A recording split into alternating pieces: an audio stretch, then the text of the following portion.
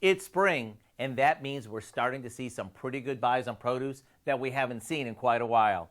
Right now, the first of the season's asparagus is in, and is it ever looking good? And right next to it is something that you may not be as familiar with.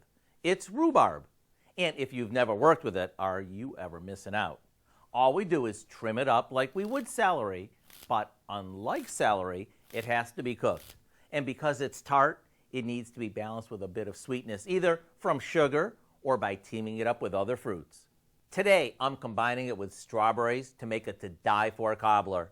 And just in case you get the hankering for rhubarb and you can't find it with all the other produce, rest assured you can always find it parboiled in the freezer aisle. So after combining it with some strawberries, butter, sugar, cornstarch, and a touch of vanilla, we finish it with a buttery crumb topping.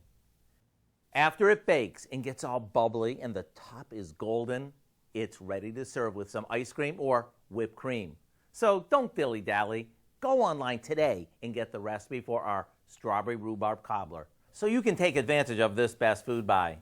I'm Howard with Kelly in the Mr. Food Test Kitchen, where today we found a seasonal way for you to say, ooh, it's so good. Yum.